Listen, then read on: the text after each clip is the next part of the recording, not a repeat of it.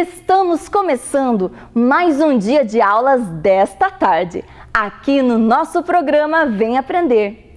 Agora vai começar a programação do segundo e do terceiro ano do ensino fundamental. Logo em seguida, será a vez do primeiro ano do ensino fundamental e da educação infantil, coladinhos um no outro. Muitos alunos estão mandando para nós as atividades que estão realizando. Olha só algumas delas enviadas pelo nosso número 9165-8345. 9165-8345.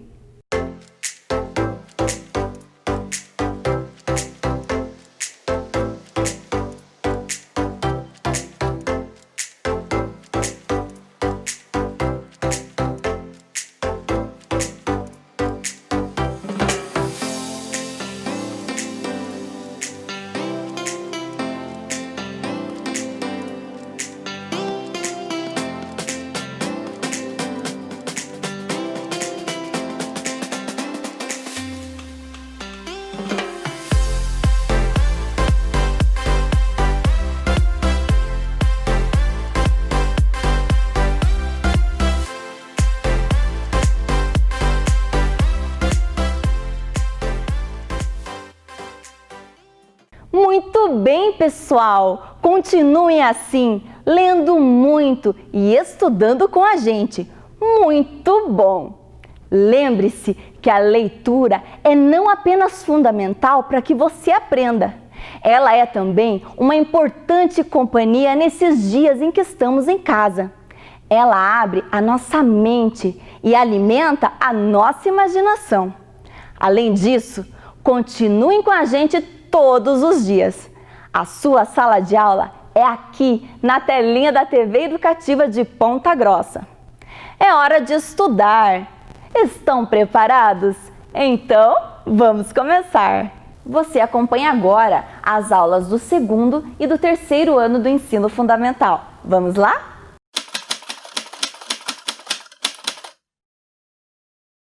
Olá, crianças! Tudo bem com vocês? Lembram-se que na última aula eu disse que logo estaria aqui de novo juntinho com vocês? Vocês lembram o meu nome? Eu sou a professora Andressa. Trabalho lá na Escola Municipal Professor Jorge Deschamps. Acho que nunca contei para vocês, né? Lá eu sou professora do quarto ano. Um beijo especial para os meus alunos que estiverem acompanhando essas aulas.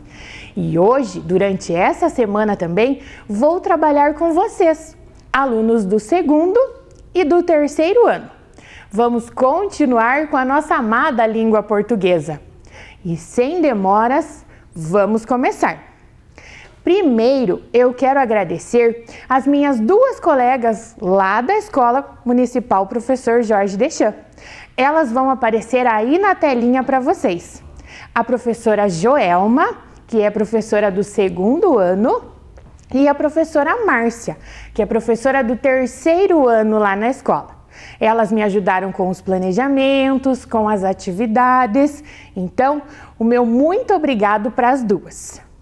Agora, vocês vão conferir aí na telinha os objetivos da nossa aula de hoje. Identificar a função social das notícias que circulam em campos da vida social, reconhecendo para que foram produzidos, onde circulam, quem os produziu e a quem se destinam. Relacionar o texto com ilustrações e outros recursos gráficos. E vocês já estão com o seu material em mãos? Lápis, borracha, caderno. Prestem atenção aí. Hoje é segunda-feira. Está aparecendo na telinha. Dia 29 de junho de 2020. Escrevam o seu nome completo, utilizando as letras maiúsculas. Não se esqueçam.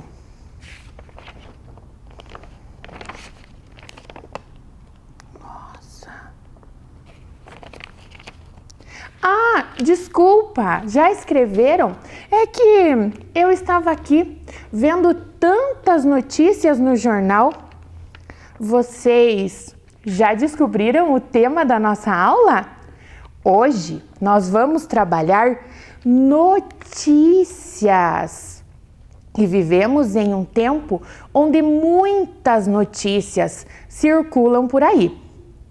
A notícia é um texto jornalístico de caráter informativo. Serve para que o autor informe o leitor, de forma simples e clara, acontecimentos da atualidade. A linguagem deve ser acessível para que o leitor entenda na primeira leitura. Ela está presente em nosso dia a dia, sendo encontrada principalmente nos meios de comunicação. Onde então nós encontramos as notícias? No jornal impresso, como a prof mostrou para vocês. Hoje em dia nós temos a possibilidade de jornal online, que nós podemos ler através do celular, do computador, do tablet. Podemos ouvir as notícias no rádio e também podemos assistir as notícias na televisão, nos telejornais. Tem uma definição de notícia que vai aparecer aí na telinha para vocês. A notícia, de forma específica, possui uma linguagem clara, precisa e objetiva, uma vez que se trata de uma informação. E por isso, tudo que é relatado precisa estar claro, de modo a fazer com que a mensagem seja transmitida de forma adequada. Então, crianças, para ser uma notícia, nós precisamos estar atento. A linguagem tem que ser clara, eu tenho que entender aquela notícia. E quem está escrevendo essa notícia tem essa preocupação de que o leitor possa entendê-la já na primeira leitura. Hoje, nós teremos algumas participações especiais na nossa aula. Hoje teremos uma entrevista. Alguns alunos lá da escola Jorge Deschamps vão entrevistar um jornalista. Ele vai tirar as nossas dúvidas. As crianças da escola Jorge Deschamps vão entrevistar o jornalista Rodrigo Kwiatkowski. Ele é jornalista e diretor do programa Vem Aprender. Confiram aí na telinha essa entrevista.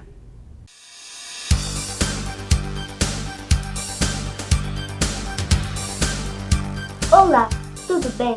Eu me chamo Elisa Allen, sou aluna do 3º ano da escola Professor Jorge Deschamps. Eu queria saber quando e por que você escolheu essa profissão. Muito bem. Oi, alunos. Olá, Elisa, tudo bem? Sabe que você me fez pensar uma coisa. Eu acho que a gente não escolhe a nossa profissão assim, de repente, sabe? É uma coisa que vai chegando aos pouquinhos. Eu sempre gostei muito de ler e de escrever. Também de fazer perguntas, debater ideias e encontrar boas respostas. Então já estava no caminho dessa profissão. Na escola, eu pratiquei muito. Tive professores legais, como a professora Andressa, e uma delas me disse: "Ei, você escreve bem, deveria fazer jornalismo." Bem, eu ainda não sabia muito bem o que era jornalismo, mas aceitei a sugestão. Estudava na escola pública e passei na UEPG. Foi ovada para tudo que era lado. Esse foi mais um passo no caminho da profissão. Lá na universidade, eu percebi que muito do que eu era e gostava de fazer tinha tudo a ver com ser jornalista. Foi aí que eu comecei a escrever como uma forma de profissão. Desde então, eu vivo assim, porque gosto de criar textos, colocar ideias em prática, trabalhando com a comunicação. Aí está também o jornalismo. Além da publicidade, da propaganda, no jornal, no rádio e também aqui na televisão, junto com os professores que estão levando as aulas até vocês. Obrigado pela sua pergunta. Seja sempre curiosa e não aceite respostinhas michurucas, tá legal? Tudo bem? Meu nome é Giovanna Cés Calisto. Eu estudo na Escola Municipal Professor Jorge Deschamps. Eu tenho uma pergunta para vocês. De onde vêm as notícias? Como que elas chegam até vocês? Como que elas vão até o jornal? Oi, Giovana. Bem, o que um jornalista precisa fazer é ficar atento.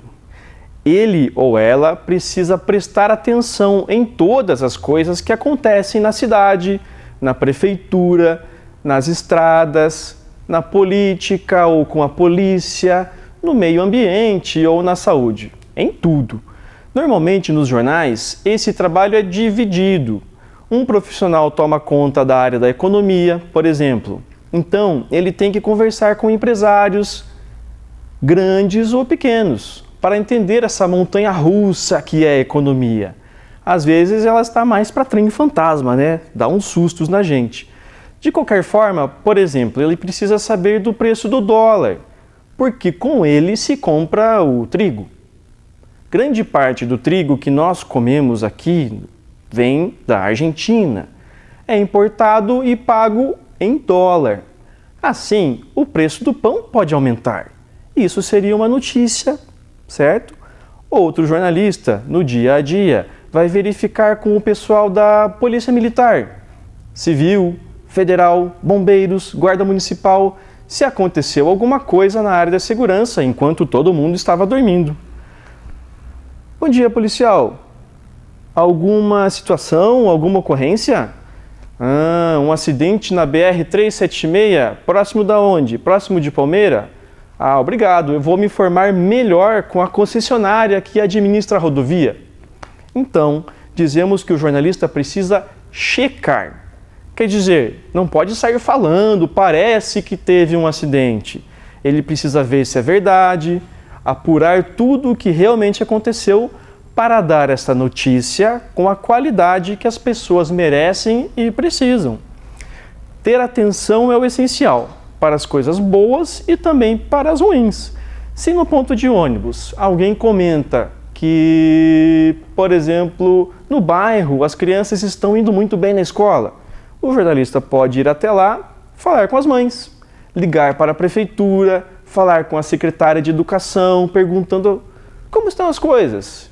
E assim fazer a sua matéria, a sua reportagem sobre a educação de Ponta Grossa, com muitas informações, opiniões, dados que mostrem realmente como está acontecendo. Olá, tudo bem? Eu me chamo Rafael Cuchila Ramos. Estudo no 3º ano Escola Professor Jorge Deschamps. Eu queria saber se tem uma diferença entre repórter e jornalista. Fala, Rafael. Nem todo repórter é um jornalista, mas todo jornalista é um repórter. Como assim, Rodrigo? Calma que eu explico. Uma pessoa pode fazer o papel de repórter, mesmo sem ser um jornalista. É um trabalho comum no rádio, por exemplo, principalmente no meio policial.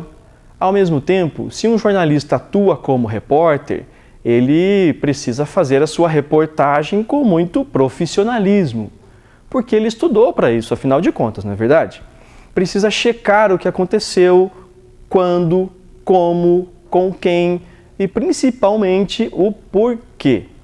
Bem, entender as causas e apontar as propostas de melhoria, não é mesmo?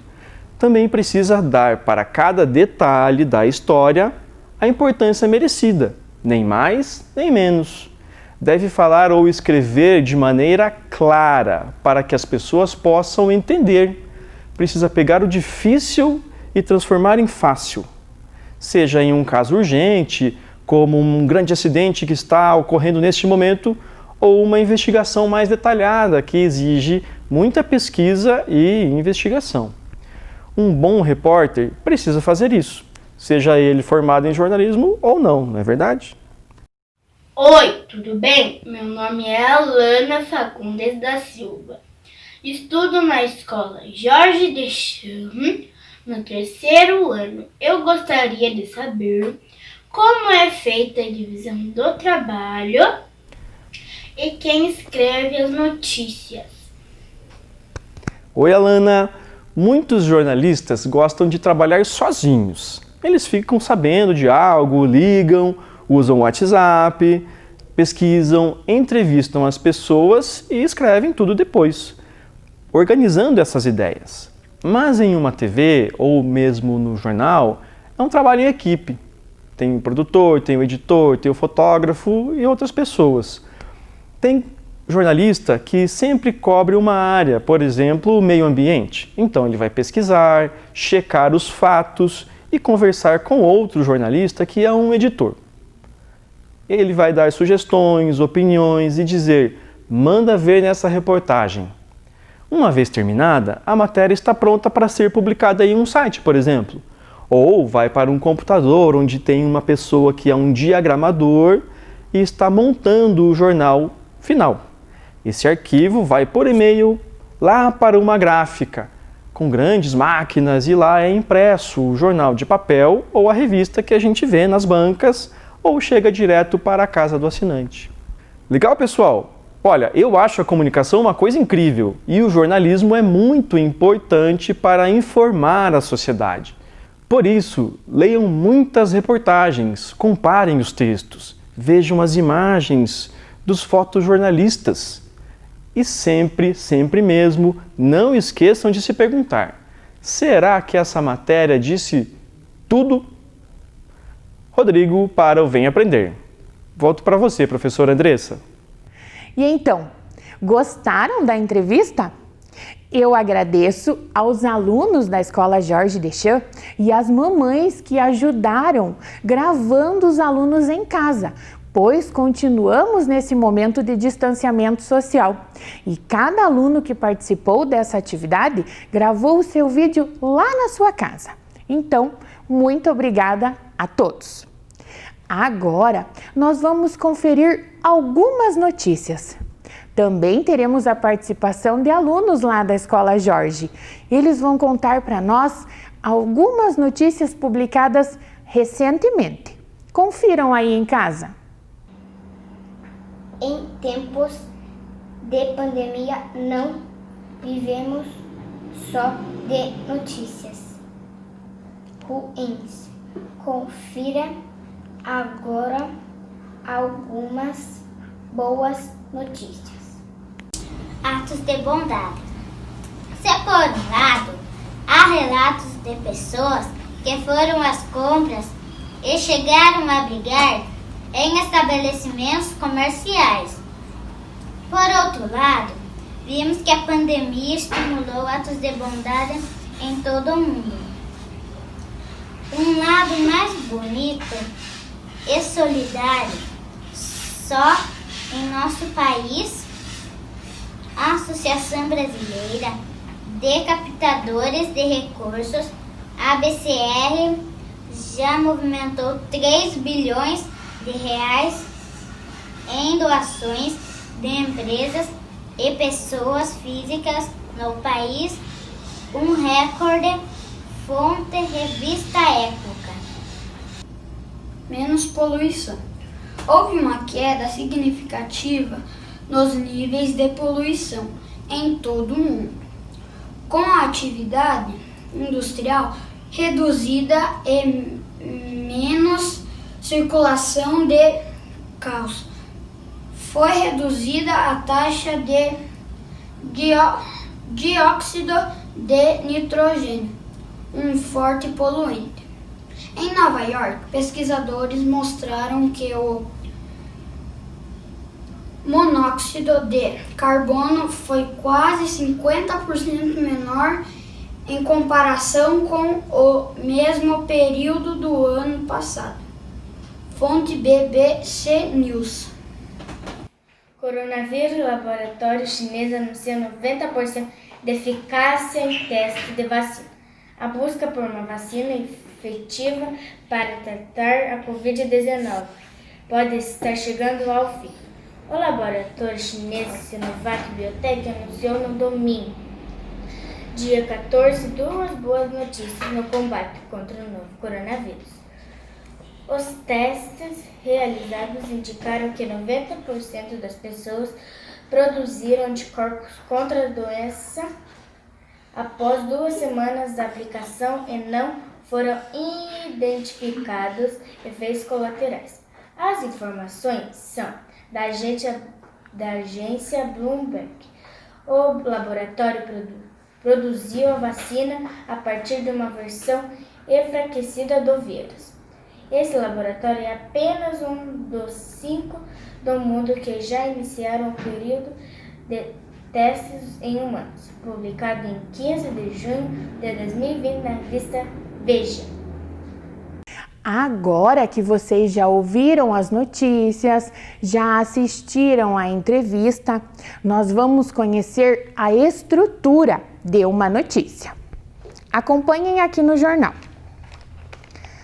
Vai aparecer aí para vocês uma notícia. Essa mesma notícia que a professora tem aqui. Vamos ler ela aí na telinha? Crianças surdas recebem ajuda de cães-guia na Grã-Bretanha. Uma instituição de caridade britânica iniciou um projeto piloto para fornecer cães-guia para crianças com problemas de audição. No último ano, a instituição Cães-Guia para Surdos deu 12 destes cães para crianças. Uma delas foi James Schwenk, um menino de 11 anos com dificuldade de audição.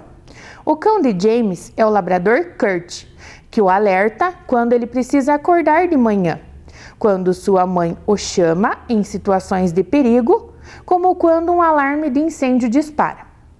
Kurt foi treinado para responder a certos sons e ordens, e segundo a família de James, seu comportamento mudou após a chegada do animal.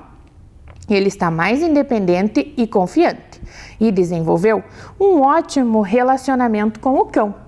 Vocês perceberam que tem uma imagem ilustrando também essa notícia. E aqui embaixo nós temos a fonte de onde essa notícia foi retirada e quando ocorreu esse acesso. Agora nós vamos montá-la de acordo com a estrutura da notícia, para que vocês possam conhecer então como é uma notícia. Nós temos a manchete ou o título principal.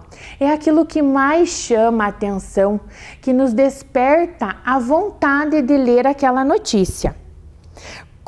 Costuma ser composto de frases pequenas e atrativas e revela o assunto principal que será retratado em seguida. Aqui, na notícia dos cães-guias, nós temos o título principal aqui em cima. Eu vou recortar e vou colar aqui.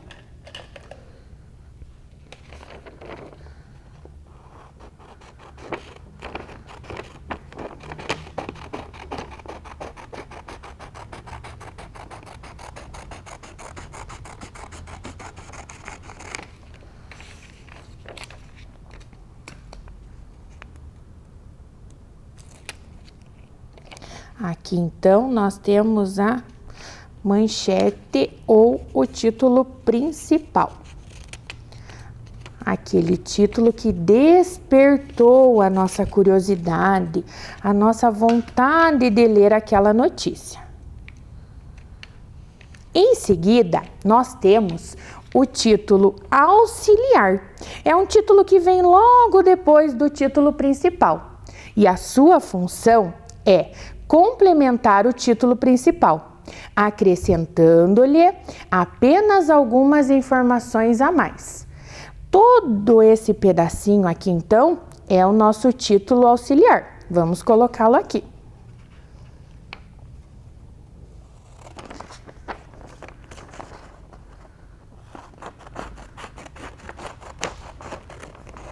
Vamos recortar e colar, então, aonde faz referência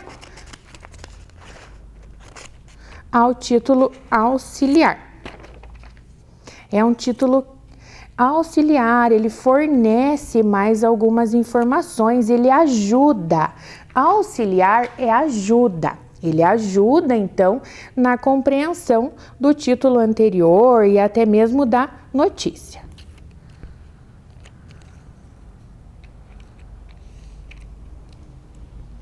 E agora, nós temos um termo que deriva de uma palavra inglesa, o lead. Nesta parte, precisamos encontrar todas as informações necessárias para responder às seguintes perguntas: onde aconteceu o fato? com quem, o que aconteceu, quando, como, por quê e qual foi o assunto. Aqui, na notícia dos cãezinhos, vocês conseguem identificar aí em casa a resposta de todas essas perguntas? Nós temos aqui no primeiro parágrafo, nós já sabemos que onde aconteceu foi na Grã-Bretanha, pois está lá no título. Com quem aconteceu? Com as crianças surdas. O que aconteceu? Foi a doação dos cães para ajudá-las, né? Quando nós temos aqui o acesso da notícia, foi em 2014, foi neste ano, tá escrito aqui no parágrafo. Como? O parágrafo explica para nós que foi através de doação. Por quê? Para ajudar as crianças nesses momentos em que precisam de mais atenção. E qual foi o assunto? Nós também temos a resposta aqui, então, que foi essa doação dos cães para ajudar as crianças.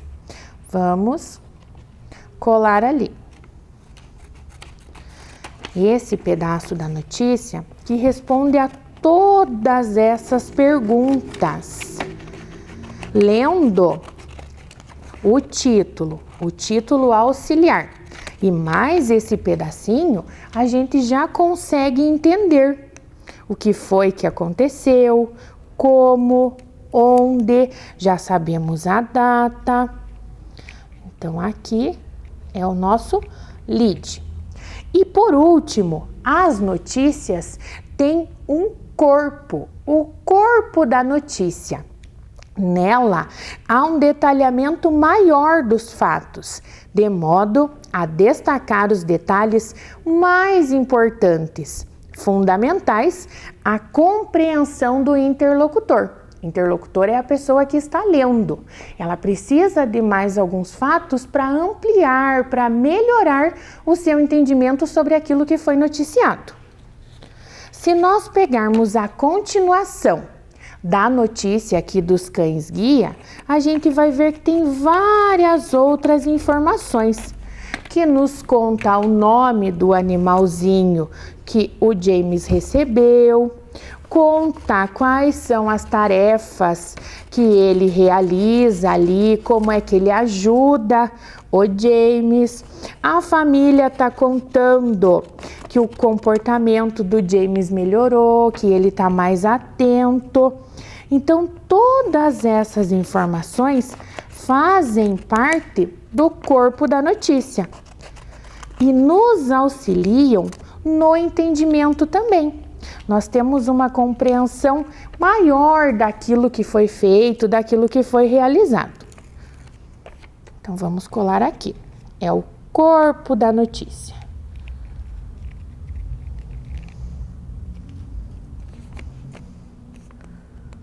Vamos colar o finalzinho. E aí vocês já vão conseguir observar, então, essa estrutura da notícia. Quando vocês estiverem lendo as notícias, quando vocês estiverem lendo um jornal, uma revista, vocês vão conseguir identificar todos esses elementos na notícia. Então, nós precisamos ficar atento a algumas informações, principalmente neste momento em que muitas informações que não são verdadeiras circulam por aí.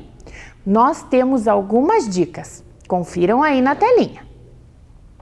Fique atento à linguagem utilizada. A linguagem precisa ser clara, objetiva, precisa estar escrito de forma correta. Se tiver muitos erros de português, desconfiem da notícia. A segunda característica que nós precisamos estar atentos é a participação de quem fala ou escreve aquela notícia.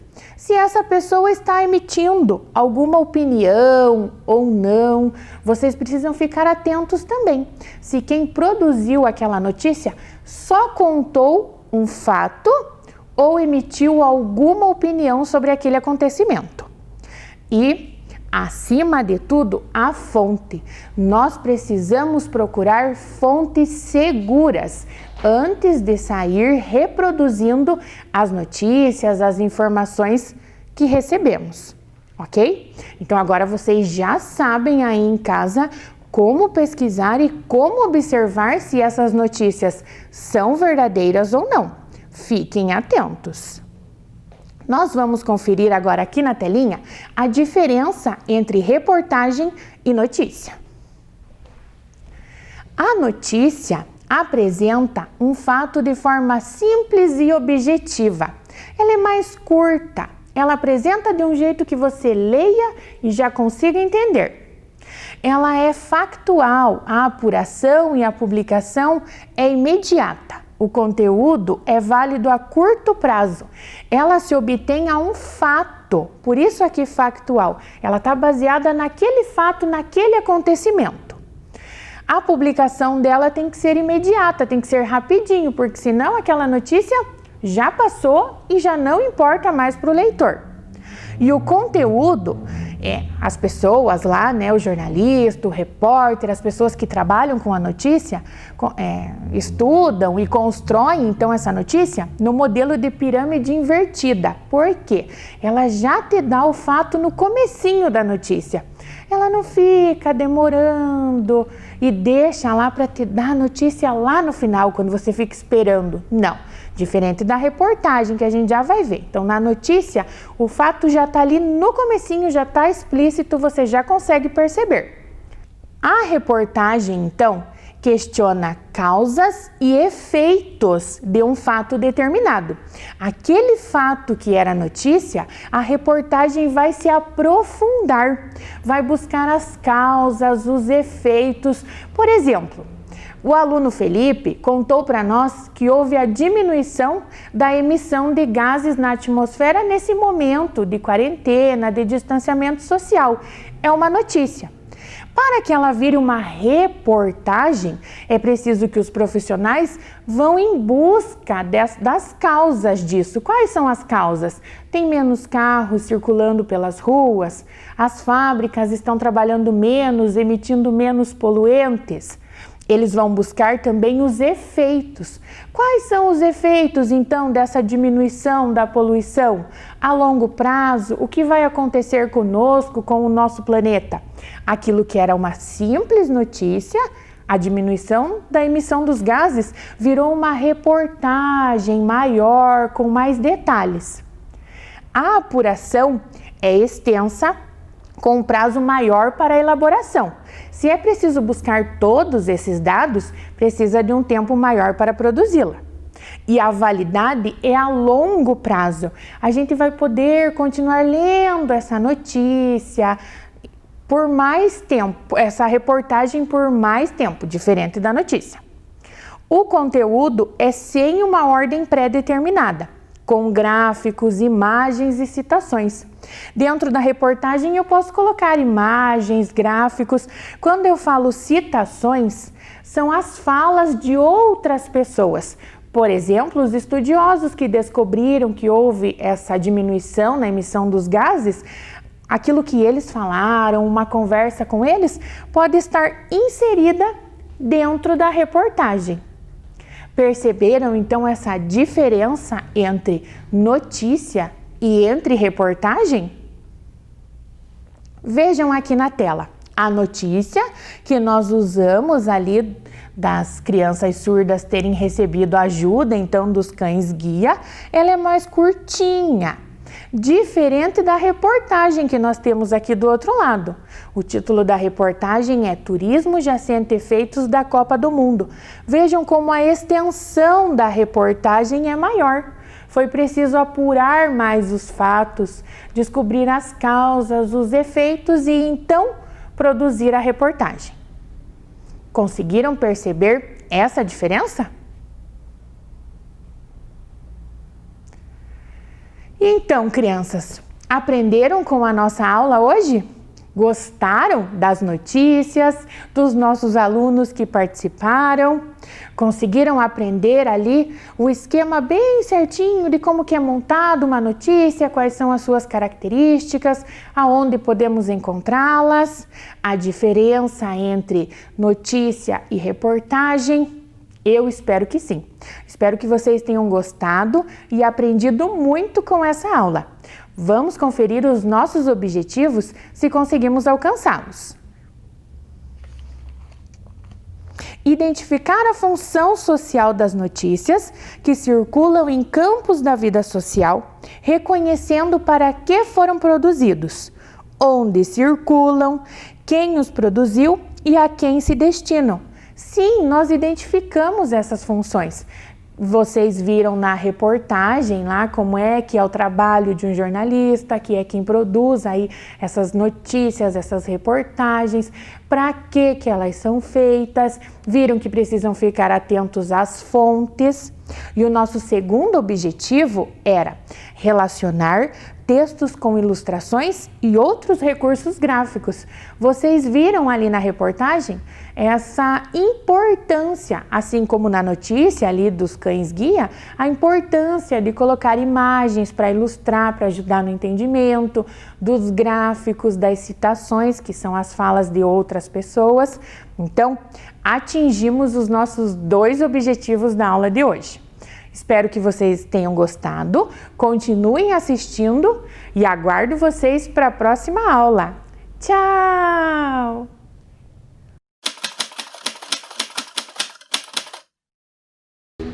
Boa tarde, crianças! Tudo bem com vocês? Eu sou a professora Cassiane, da Escola Mário Braga Ramos, e nós estamos aqui hoje para mais uma aula de matemática. Essa aula foi planejada, organizada com muito carinho pela professora Joselma, da Escola Lois, e pelo professor Anderson, do CEMEI Marlene Pérez. O objetivo da nossa aula de hoje é relacionar o significado de juntar e acrescentar presentes na adição e reconhecê-las em situações problema no dia a dia. Para a nossa aula, nós vamos precisar dos seguintes materiais: caderno ou folha, lápis, borracha, tampinhas ou palitos, aqueles materiais que a gente tem na caixa matemática que a gente usa para contagem. Mas para começar a nossa aula, eu quero que vocês vejam com muita atenção a historinha que o professor Anderson vai contar para nós. Depois a gente volta a conversar. Olá, criançada, tudo bem? Hoje eu vim contar uma historinha para vocês. Eu sou o professor Anderson e trouxe uma galinha. Vamos lá? Dona Galinha, um ovo, botou có e saiu para passear. E no caminho, mais 2 ovos ela encontrou. Um ovo, mais 2 ovos? Com 3 ovos, ela ficou. Ajeitou no seu ninho e logo Dona Galinha saiu para passear. E no caminho, mais 2 ovos ela encontrou. Có! 3 ovos, com mais 2 ovos, com 5 ovos, ela ficou. Ajeitou os ovos no seu ninho e quando saiu para passear, no caminho, mais 3 ovos a Dona Galinha encontrou. Có! Pegou esses ovos e juntou. 5 ovos com mais 3 ovos, com 8 ovos, ela ficou. Có! E no seu ninho, ela ajeitou. Dona Galinha saiu para passear e no caminho, um novo enorme ela encontrou. Có! 8 ovos, com mais 1 ovo, com 9 ovos, Dona Galinha ficou. Có! Ajeitou os ovos no seu ninho e quando saiu para passear, No caminho, mais um ovo ela encontrou. Cocó! 9 ovos, com mais um ovo. Com 10 ovos, ela acabou.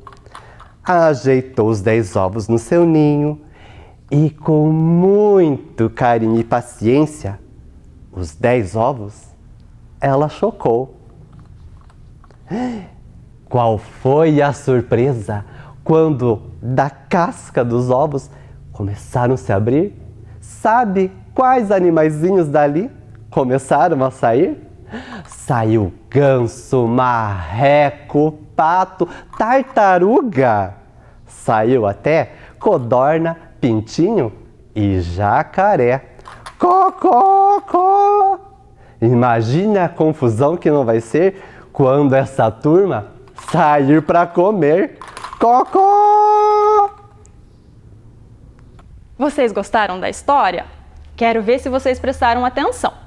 A professora vai fazer algumas perguntas para vocês e vocês vão responder para mim. Vamos lá. Sobre o que era a história? O que mais chamou a sua atenção nessa história?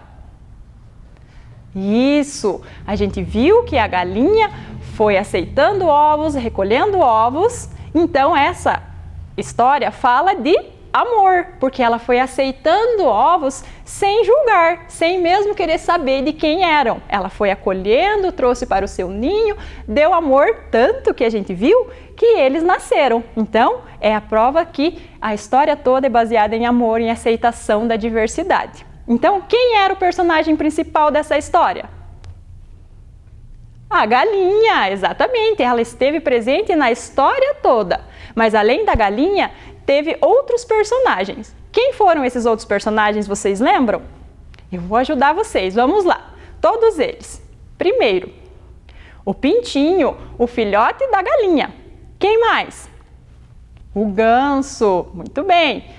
Tinha também o pato, o marreco, a perdiz, a tartaruga, as codornas. Lembram? 3 ovos ela encontrou de uma vez? As 3 codornas. E tá faltando mais um personagem. Vocês lembram qual que era? Isso, o jacaré. Olha que legal. Todos esses animaizinhos nascem de ovos. Então foi por isso que a galinha foi pegando um por um no meio do caminho. Agora vocês já pararam para pensar quantos ovos cada um desses animais bota? Ah, a professora foi lá e fez uma pesquisa para vocês. E a gente trouxe como curiosidade. Quantos ovos cada espécie de animais dessa bota por ano? É uma média. Isso quer dizer que não é todos os animais que botam exatamente essa quantia. Pode variar. Mas na média são essas as informações que a gente vai conhecer agora. Veja lá. Da galinha, 300 ovos por ano. Lembrando que o ano tem 365 dias, quer dizer que ela bota mais ou menos um ovo por dia. Olha que interessante, vocês sabiam disso? Vamos ver outra espécie. O ganso, 180 ovos. Quer dizer então que ele bota dia sim, dia não, dia sim, dia não. Média, lembrando disso, né? Não é exatamente essa quantidade, mas é bem próximo disso. Vamos ver o próximo personagem. O pato, 80 ovos por ano. Olha só que diferença com relação aos outros animais, bem menos, né? Vamos ver mais um? O marreco, 220 ovos por ano. Antes de nós conhecermos os próximos, qual deles vocês acham que bota mais ovos por ano? Qual será que bota menos? Vai pensando aí enquanto a gente vai ver os últimos personagens da história. A perdiz, ela bota 30 ovos por ano. Mais um personagem. A tartaruga, preparem-se, 1000 ovos por ano. Vocês jamais pensariam que um bichinho tão pequenininho desse botaria tantos ovos, tantos filhotinhos. Olha que incrível! Os próximos personagens, o jacaré, grandão assim, bota 25 ovos por ano. Olha só, se a gente fosse analisar por tamanho, naturalmente a gente diria que o jacaré botaria mais. Mas não, vejam só, a natureza é realmente um mistério. Vamos lá? As codornas, 280 ovos, pequenininha e bota um monte de ovinho, olha que legal. Então nós trouxemos essa curiosidade para vocês expandirem as ideias e pensarem agora vocês têm uma informação a mais para contar para as outras pessoas, olha que legal. Mas vamos retomar então como que aconteceu a nossa história. Vocês lembram qual foi o passo a passo? O que a gente viu que foi acontecendo desde que começou e se seguiu a história? Isso, a galinha tinha um ovo, saiu para passear e encontrou mais ovos. Vamos ver isso? Então ela tinha um ovo e no caminho ela encontrou 2 ovos. Com quantos ela ficou? Isso, 3 ovos. A gente pode ver isso contando de 1 em 1, mas nós podemos ver na forma de números. Então, 1 mais 2 igual a 3. Ou na forma de continha. 1 mais 2 igual a 3. Agora vamos acompanhar todas as outras vezes que ela encontrou ovos. Vamos ver lá. Então, novamente, ela tinha 1, encontrou 2, ficou com 3. Aí, ela já estava com 3 no ninho. Então, ela tinha 3. E ela encontrou mais 2. Então, 3 mais 2, ela ficou com 5 ovos. Muito bem. Agora ela já tinha 5 ovos. E ela encontrou mais 3. Com quantos ovos ela ficou? 8 ovos, porque 5 mais 3 é igual a 8. Agora ela tinha 8 ovos e encontrou mais um ovo. Com quantos ovos ela ficou? 9 ovos, ótimo! E, por fim, ela tinha lá no seu ninho 9 ovos. E ela encontrou mais um ovo. Com quantos ovos ela ficou? 10 ovos, ótimo! 10 ovos também nós conhecemos como dezena, vejam aqui. Então, 10 unidades é igual a uma dezena. Nós já vimos isso em outras aulas, vocês já ouviram a professora na sala de aula falando sobre isso. E sempre que a gente repetir, isso vai ficando gravadinho e vocês, sempre que ouvirem a palavra dezena, vão lembrar que quer dizer que tem 10 unidades. Isso é muito importante para todos os outros conhecimentos que nós vamos aprender aqui. Então, 10 unidades, uma dezena. Muito bem. Agora que a gente viu que dá para ir somando de 1 em 1, nós vamos aprender um conceito que é o nome de adição. Esse conceito é o que nós acabamos de fazer e ver na historinha, que é quando nós vamos acrescentando, juntando, agregando. Vejam aqui comigo. Adição é uma operação matemática utilizada quando se tem a ideia de acrescentar, juntar. Indica que precisamos utilizar o cálculo de adição mais convencional ou utilizar estratégias pessoais que apresentem adição de quantidades. Lembra que a professora pediu lá no começo da aula material de contagem? Porque nem sempre a gente precisa usar só os números, só as continhas. A gente pode pegar material manipulável. Então a gente pode juntar, somar todos eles juntos para ver o resultado que vai dar disso. Então, nós temos aqui situações, problemas que eu quero que vocês me ajudem a resolver. Então, coloca sobre a mesa, coloca no tapete, no chão onde você está sentado, esses materiais para vocês me ajudarem a resolver essas situações. Vejam aqui comigo.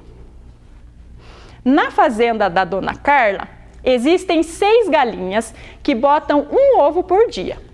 Durante uma semana, elas botam 42 ovos juntos. Quantos ovos as galinhas botam em 2 semanas? Vamos para a continha. Primeiro a gente vai colocar ela dentro das ordens, unidade e dezena, porque são 2 casinhas apenas o número. Então nós colocamos lá, da primeira semana, 42 ovos. Vamos ver isso no material manipulado, pode separar lá. As unidades, 2 unidades representadas, agora 4 dezenas. Então, nós temos 10, 20, 30, 40. Lá na casa, para vocês não precisarem juntar os 40, vocês podem escolher um dos materiais que vocês têm aí para definir que ele é dezena. Então, você junta 4 desses materiais diferentes da unidade para equivaler às dezenas. Assim, não precisa você juntar um monte de coisas, tá? Facilita a vida. Vamos lá. 2 semanas. Então, se numa tinha 42, na próxima tem também. Então, vamos lá. 42. Novamente, separa o material manipulado. 2 unidades e 4 dezenas. Cada dezena vale 10, então 10, 20, 30, 40. E agora a gente vai usar o sinal de adição. Qual que é o sinal de adição? O mais. Tanto na continha como aqui para a gente colocar no material. A gente vai juntar, é mais, certo? Então vamos contar. Começando pela unidade, nós vamos lá. Unidade, nós temos 2 unidades em cima e 2 embaixo. Quanto que dá? 1, 2, 3, 4. Então, 2 mais 2 igual a 4. Ótimo. Agora a gente vai somar as dezenas. Mesma coisa, a gente vai contar a quantidade de dezena. Então, 1, 2, 3, 4, 5, 6, 7, 8 dezenas. 80. Cada dezena vale 10. Então, 8. Muito bem. Então, nós temos 84. A nossa pergunta: quantos ovos as galinhas botam em 2 semanas? Em 2 semanas, as galinhas botam 84 ovos. Isso, olha que legal. Você ajudou a professora e eu peço que você me ajude nesse próximo desafio aqui também. A fazendeira Agnes tem 23 galinhas ruivas e ganhou da sua vizinha 15 galinhas da Angola. Quantas galinhas Agnes tem ao todo? Novamente, colocamos as ordens para a gente fazer a operação. Lá temos dezena e unidade, porque são 2 ordens apenas. Vamos lá. Qual é a primeira informação que nós temos? 23 galinhas que ela já tinha. Então, a gente coloca lá e representa no material manipulável. 3 unidades e 2 dezenas. Cada dezena vale 10, então nós temos 10, 20. Qual é a próxima informação da nossa situação problema? Ela ganhou mais 15 galinhas. Então, vamos lá. Vamos no material também. 5 unidades e 1 dezena. Então, agora nós temos já as informações que nós precisamos para fazer a nossa operação. Qual é o sinal que a gente usa? De mais. Muito bem. Então, está lá, sinalzinho de mais. Começamos primeiro pela unidade, vamos somar as unidades. Então, temos lá 1, 2, 3, 4, 5, 6, 7, 8. Então, 5 mais 3 é igual a 8. Agora, nós vamos somar as dezenas. A quantidade de dezena. 1, 2, 3. 3 dezenas. 3 dezenas é igual a 30. Então, 3 dezenas. A pergunta: quantas galinhas a Agnes tem ao todo? A Agnes tem 38 galinhas ao todo. Olha só quantos ovos deve produzir essas galinhas da Agnes. Que legal! Dá para vender na feirinha do Vem Aprender. Agora, eu tenho um desafio que é um pouquinho diferenciado, que você vai precisar prestar muita atenção. A gente vai ver algo de diferente na nossa operação. Se concentra agora, olha bem para a professora e presta bastante atenção. Olha lá. Na feirinha de coisas do campo do Vem Aprender, a Daiane comprou 1 dúzia de ovos e 19 laranjas. Quantos produtos tem na sacola de Daiane? Então vamos lá. As informações que nós temos. 1 dúzia. Uma dúzia é igual a quanto? 12. Isso, vocês já estão fera nisso. Então é a informação que nós temos. Vamos colocar ela na forma de continha. Primeiro as ordens e o número. 1 dúzia.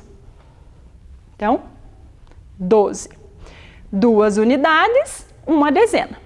E agora a próxima informação. 19 laranjas. Vai dar para fazer um monte de suco, olha que legal. 9 unidades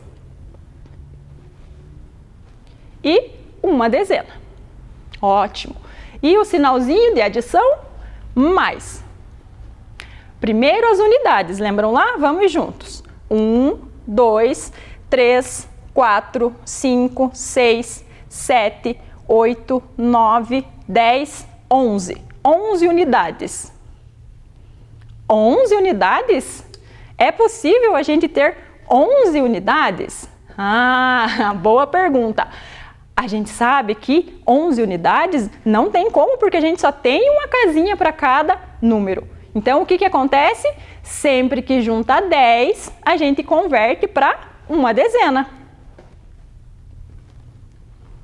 Então, o 11 passa a ser representado por uma dezena e uma unidade. Então, a gente coloca agora o número 11 nas ordens, uma unidade e uma dezena. E a dezena vai lá para a casinha das dezenas, certo? Porque ela não faz parte mais das unidades. Então, agora aqui nós temos uma unidade e a dezena. Mas aonde que eu vou colocar essa dezena? Não cabe mais, está tudo preenchido. Então, eu aumento e coloco mais uma casinha. Ah, é sempre possível a gente fazer um puxadinho?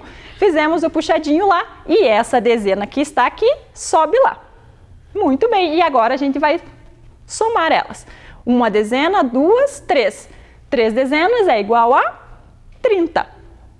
Muito bem. Quantos produtos tem na sacola de Daiane? Daiane tem 31 produtos na sua sacola. Viram só? Ah, professora, mas eu fiquei meio sem entender isso. Então, vamos ver mais um exemplo. Fábio tinha 25 pés de maçã e plantou 17 pés de manga em sua fazenda. Quantas árvores frutíferas tem no pomar de Fábio?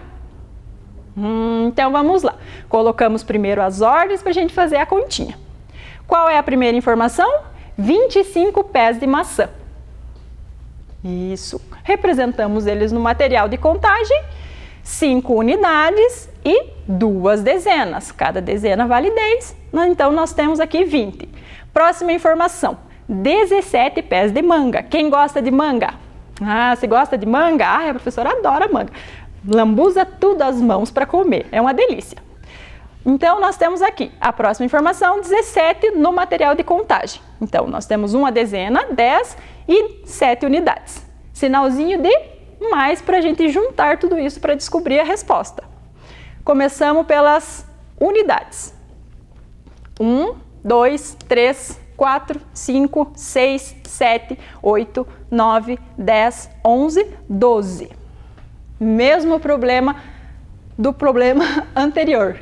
12. 12 unidades. É possível 12 unidades? Eu vou conseguir apertar os dois e colocar eles ali? Não tem como.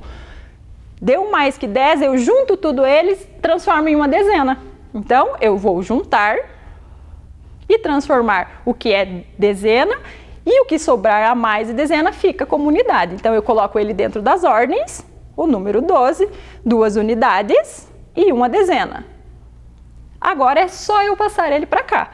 A unidade vai lá na casinha da unidade e a dezena na casinha da dezena. Como não tem casinha, faço o puxadinho e coloco lá em cima. Então, a dezena vai parar lá em cima. E agora é só somar. Vamos lá. 10, 20, 30, 40. 40 é igual 4 dezenas. Coloco lá. Então, nós temos aqui a resposta do nosso problema. Quantas árvores frutíferas tem no pomar de Fábio? O pomar de Fábio tem 42 árvores frutíferas.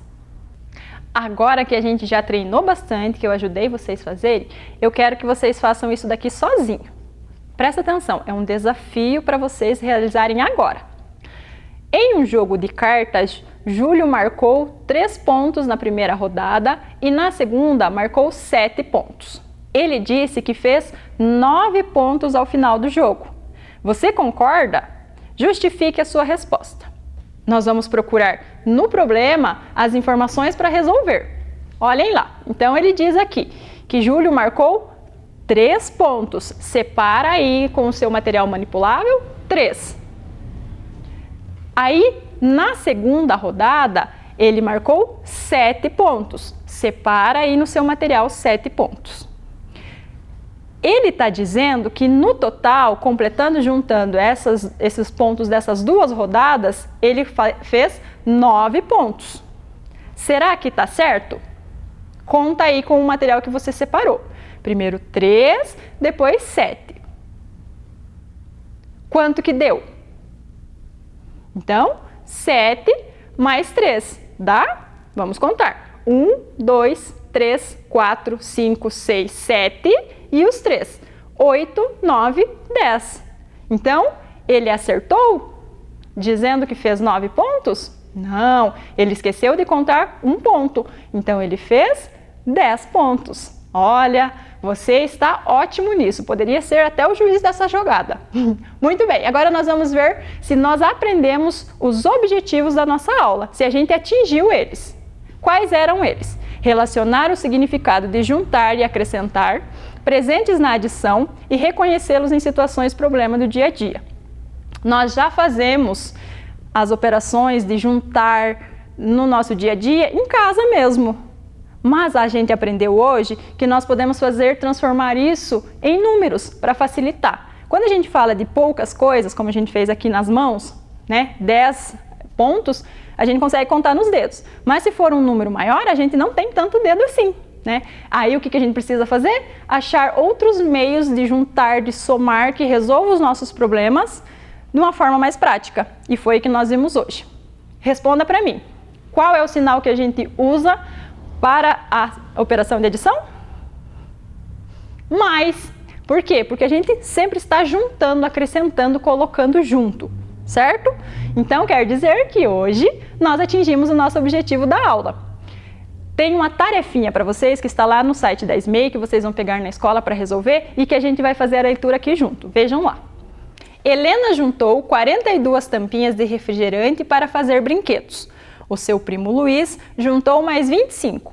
Quantas tampinhas eles juntaram para construir os brinquedos? Então, a gente vai usar essa ideia de juntar, de mais, que nós aprendemos na nossa aula de hoje. Então, as informações que nós temos, 42 tampinhas e 25 tampinhas. Vocês podem usar a forma que acharem melhor para resolver o problema. Pode fazer com material manipulável, pode desenhar nesse espaço todo aqui, podem fazer continhas.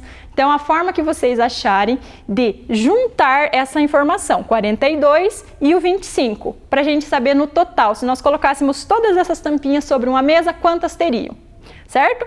Então, se concentra, se esforça, lembra, qualquer coisa você pode entrar lá no Facebook e rever a nossa aula com calma para tirar alguma dúvida que ainda ficou. Tá bom? A professora está se despedindo dessa aula agora, desejando um beijo, um abraço, um carinho para vocês, para os meus alunos em especial, porque a professora está com saudade e é uma oportunidade incrível da gente estar aqui hoje, mandando esse beijo para vocês. Então, até a próxima aula e fiquem na paz. Oi crianças, eu sou a professora Milena, trabalho na Escola Sebastião e eu estou de volta aqui para nós trabalharmos essa semana com Ciências Humanas. Então, como que vocês estão aí na casa de vocês? Estão realizando as atividades? Estão assistindo às aulas do programa Aprender? Muito bem, nós ficamos muito felizes em saber que vocês estão acompanhando. Agora nós vamos então, como vocês são alunos bem aplicados, vão lá pegar o caderno, o lápis, a borracha, para nós darmos início à nossa aula de hoje. Vamos começar copiando a data? Hoje é dia 29 de junho de 2020 e a nossa aula será de Ciências Humanas. Copia com capricho, com atenção. Muito bem. Vocês lembram qual foi o assunto da última aula de Ciências Humanas? Quem lembra? A professora trabalhou uma data comemorativa bem especial, que normalmente nós comemoramos nos meses de junho e de julho. Quem aí lembra? Isso! Nós conversamos sobre festa junina e a professora Cauana trabalhou a origem da festa junina, trabalhou os pratos típicos, trabalhou também sobre as danças tradicionais de cada região do nosso país. Hoje nós vamos dar continuidade à aula de festa junina, mas nós vamos trabalhar sobre um prato típico que tem relação com o nosso estado. Ela deixou uma tarefinha para vocês. Vocês lembram? Isso, conversar com os familiares sobre festa junina. E se alguém tivesse alguma fotografia de alguma festa junina que vocês participaram na escola, era para nos enviar. Lembram? Nós recebemos muitas fotografias e nós escolhemos algumas para passar. Vamos conhecer quem foram os alunos que nos mandaram as fotografias? Então vejam lá, nós temos a aluna Marcela, o José Henrique, olha esse parzinho, eles estão caracterizados, os alunos Anabelle e Gustavo. Nós também recebemos as fotografias das alunas Elisandra e Tamires e do aluno Ravel. Olha que bonitos caipirinhas. Olha que bonito o arraiá lá da Escola Paulo Grote e da Escola Sebastião, que foi enviado pela aluna Júlia. Olha as amigas, Maria Eduarda e Gabriela, festejando juntas. Nós recebemos também da aluna Amanda, o aluno Jonathan e a aluna Mariana, que também estão de caipiras. Agora, olha os alunos. Luiz Antônio, todo caracterizado da região sul, e os alunos Luiz Eduardo e André Vicente. Olha que bonito o arraiá lá da Escola José Hoffmann, né? As crianças todas caracterizadas, dançando uma quadrilha, uma dança típica de festa junina. Nós agradecemos a todos que enviaram as fotografias, né? E dá uma saudade dessa época de nós estarmos todos juntos, dançando, celebrando, mas esperamos que no próximo ano nós estejamos todos juntos comemorando os arraiás aí na sua escola. Combinado? Agora eu quero saber, a professora Cauana trabalhou sobre os diversos pratos típicos de festa junina. Eu trouxe aqui um adivinha para nós descobrirmos qual é o prato típico que eu falei que tem relação com o nosso estado. Vocês me ajudam a descobrir qual é esse prato típico? Sou paranaense. Sou uma semente. Sou de uma casquinha dura, de uma cor marronzinha. Que alimento será esse? Vocês lembram? Posso ser feito assado ou cozido. Quem sou eu? Ele é um prato típico da nossa região. Muito bem, quem falou que é o pinhão. Hoje nós vamos conhecer a origem do pinhão e vamos ver qual é a relação dele com o nosso estado. Vamos saber qual é o objetivo da nossa aula? Identificar em seus lugares de vivência marcas da contribuição cultural e econômica de grupos de diferentes origens. Então nós vamos ver o nosso lugar de vivência, que é o nosso estado, e vamos conhecer qual é a contribuição cultural e econômica que o peão nos trouxe. Então o tema da nossa aula será Pinhão, Araucária, Região Sul e Paraná. Então essas serão as palavras-chave que nós vamos conversar um pouquinho sobre cada uma delas. Agora falando sobre o pinhão. Vocês sabem me dizer, o pinhão, ele é uma semente ou é um fruto? Qual é a árvore que dá origem ao pinhão?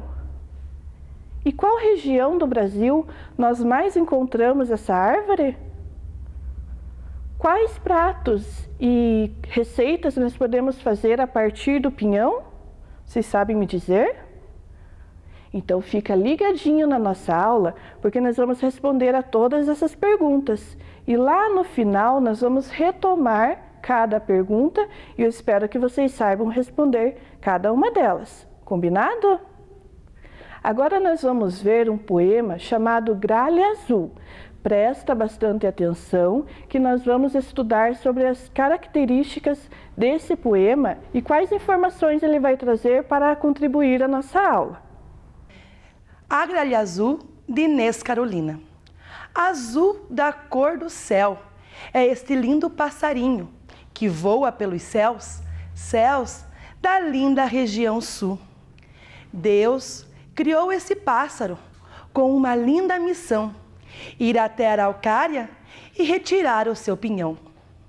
Portanto, sua semente ele quer comer, mas antes disso, esconde sem ninguém ver. Depois de um longo tempo, procura sua semente, mas a terra é grande e vasta, não cabe em sua mente.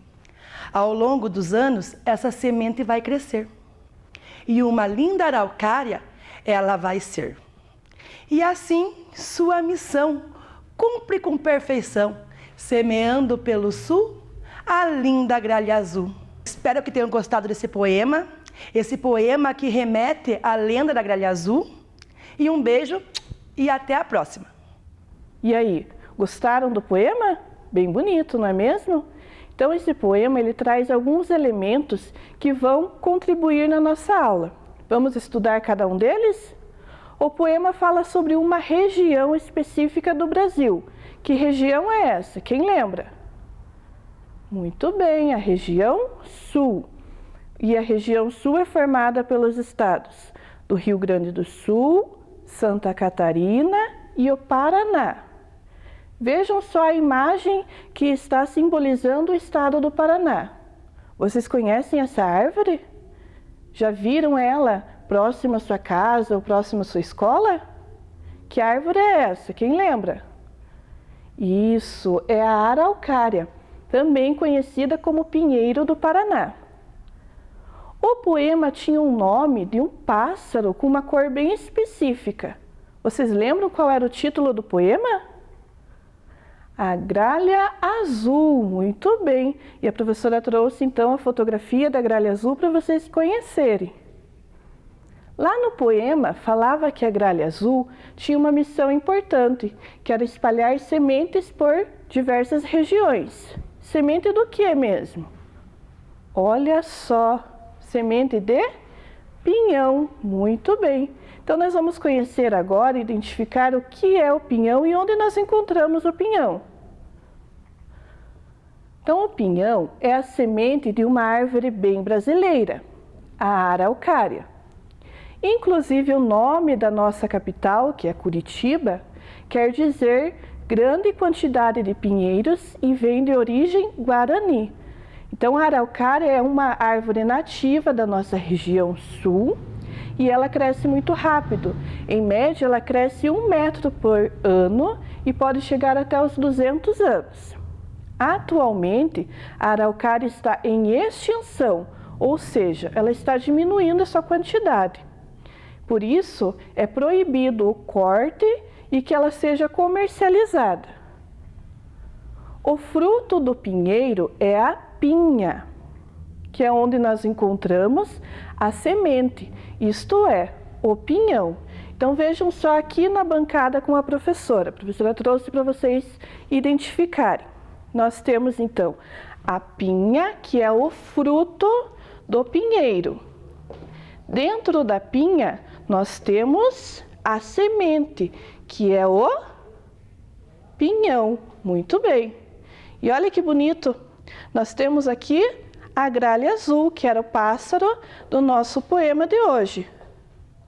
Vamos conhecer um pouquinho sobre a gralha azul? A gralha azul. Ele utiliza a araucária para fazer seu ninho e esconde seu alimento no oco dessas árvores. Costumam carregar os pinhões a grandes distâncias e enterrá-los no solo. Passado algum tempo, as sementes acabam esquecidas e geram novas árvores.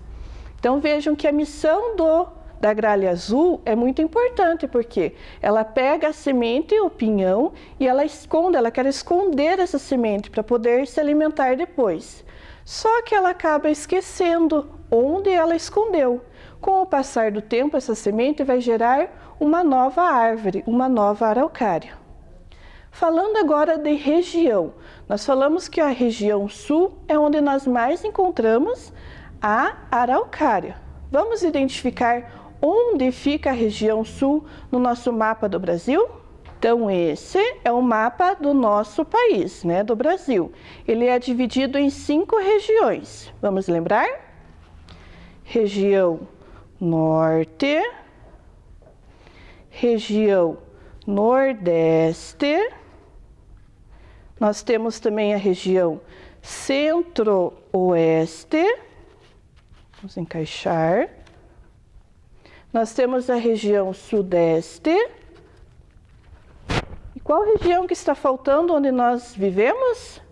Isso, a região Sul, muito bem. Na região sul, ela é formada por 3 estados. Vamos lembrar quais são? O Rio Grande do Sul. Nós temos o estado de Santa Catarina e o estado onde nós moramos, que é o Paraná. Muito bem. Vocês sabem, a professora Cauana também conversou com vocês, que por todo o território brasileiro, antes mesmo da chegada dos portugueses, havia um povo nativo que já vivia em todas as regiões. Qual era esse povo nativo? Isso, os indígenas, muito bem. E os indígenas utilizavam o pinhão como uma fonte de alimentação também. Então vejam só a curiosidade que a professora trouxe aqui na tela. Vocês sabiam que o pinhão faz parte da cultura indígena? Para a colheita, os índios botocudos tinham flechas especialmente adaptadas para derrubar as pinhas ainda presas. A tal flecha chamava-se virola. Então vejam lá na fotografia, né? Os índios estão utilizando a virola e estão tentando derrubar as pinhas que estão em cima, né? Na parte de cima da araucária, para eles poderem se alimentar. Falando em alimentação, você já comeu pinhão? De que forma você comeu? Nós falamos que o pinhão ele pode ser feito assado ou cozido. Mas nós trouxemos também alguns exemplos de receitas que podem ser feitas a partir do pinhão. Então nós trouxemos os bolos, arroz, soufflé, entrevero, pirão e paçoca. Essas são algumas receitas. Será que a sua família conhece alguma receita diferente que pode ser feita a partir do pinhão? É bem interessante vocês descobrirem. Vamos saber algumas curiosidades sobre o pinhão? Aqui no estado do Paraná, nós temos um município chamado Pinhão. Os moradores são chamados de pinhauenses. E lá eles costumam fazer uma festa tradicional para festejar essa comida típica que é o pinhão. Outra curiosidade, lembram da capital do nosso estado? Que o nome da capital se originou devido à quantidade de araucárias na região? Então, para homenagear esse fato, lá em Curitiba foram feitas calçadas utilizando mosaicos a partir de imagens que lembram as araucárias. Vejam que bonita essa praça Tiradentes, que é um símbolo de Curitiba. Então tem os mosaicos da araucária, da pinha e do pinhão. Lembrando lá, a pinha é o fruto da araucária. E dentro do fruto nós encontramos o que mesmo? Isso, o pinhão, que é a comida típica de festa junina aqui da nossa região. E normalmente nós podemos saborear o pinhão nas épocas mais frias, estações mais frias do ano, que é o outono e o inverno. Muito bem. Vamos relembrar agora aquelas perguntinhas lá do começo da aula? Será que vocês prestaram atenção? Vamos responder cada uma delas? Será que o pinhão é um fruto ou é uma semente? Pensem lá, a professora falou bastante. Ele é uma semente que se forma dentro do fruto, que é a pinha. Então, o pinhão, que é a comida típica da região sul, é uma semente. Em qual época do ano podemos saborear o pinhão? A professora acabou de falar para vocês. Quais são as estações mais frias, normalmente, do ano que nós podemos saborear? Isso, no outono e no inverno. Mais uma pergunta. Quais comidas podemos preparar com ele? A professora trouxe alguns exemplos, né, de algumas receitas. Bolo, paçocas, farofas, arroz, mas existem outras receitas também. Mais uma pergunta. O pinhão é uma semente de qual árvore? Vocês lembram? Isso, da araucária, também conhecida como pinheiro do Paraná. Qual região do Brasil onde mais encontramos o pinhão? Vocês lembram? Nós vimos lá no mapa do Brasil. Região Sul, muito bem. Agora falando do nosso município. Será que encontramos muitas araucárias aqui no nosso município de Ponta Grossa? Com a ajuda de muitas professoras, nós trouxemos fotografias de algumas regiões do nosso município onde nós podemos encontrar araucária. Vamos conhecer essas regiões? Essa é a região do Caracará, do Jardim Carvalho, a região da Santa Teresa. Olha que fotografias bem bonitas as professoras nos enviaram.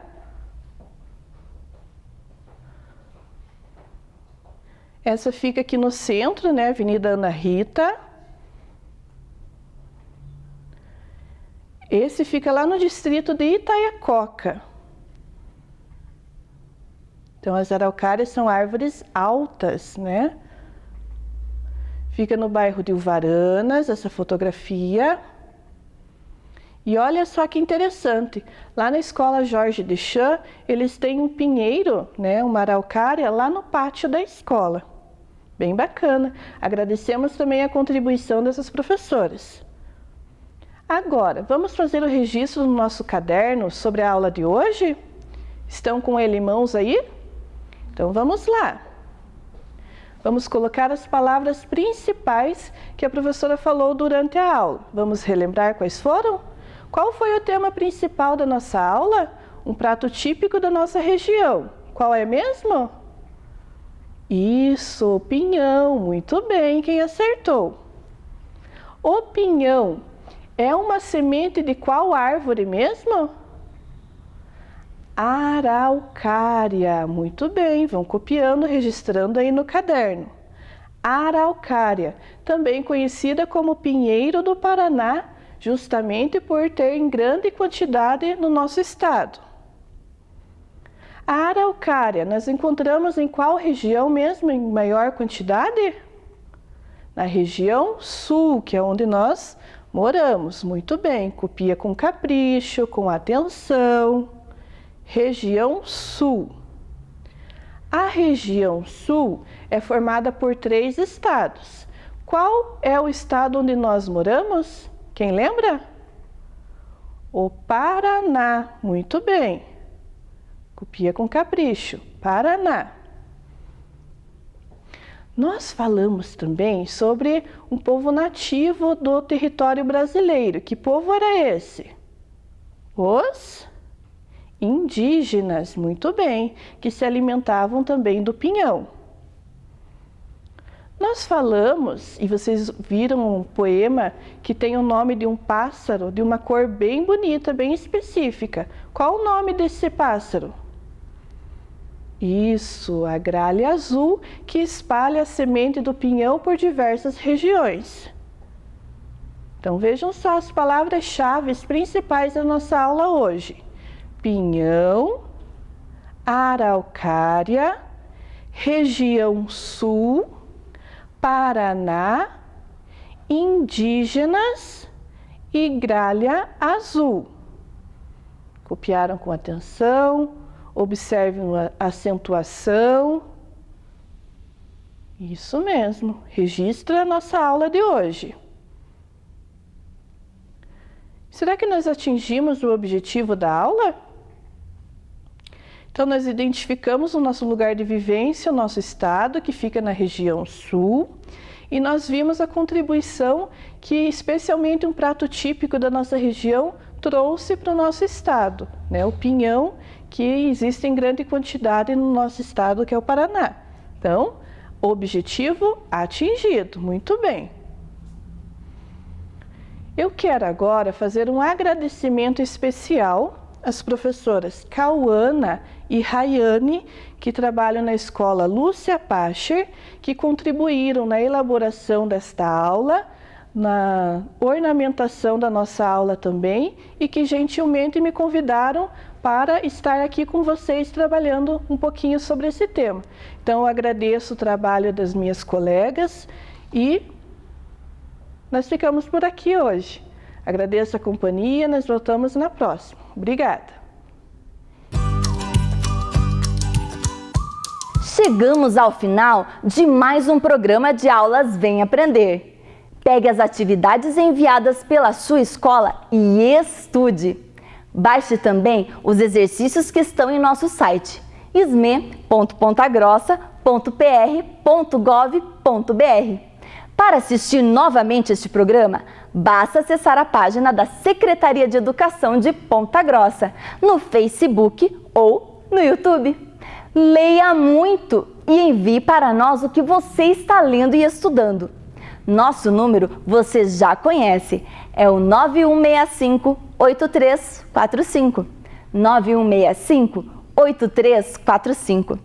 Faça o seu vídeo e mostre para sua família e seus amigos. Obrigada pela sua companhia e até o próximo programa. Tchau! Muito bem, até com o pé, fechou, vamos lá embaixo, desceu, vai embaixo, segura. Isso, 1, 2, 3, 4, 5, 6, 7, 8, 9 e 10. Subiu de novo, ó, passa a mão aqui, põe a mão lá nas costas, puxa o cotovelo para trás. 1, 2, 3, 4, 5, 6, 7, 8, 9 e 10. Solta.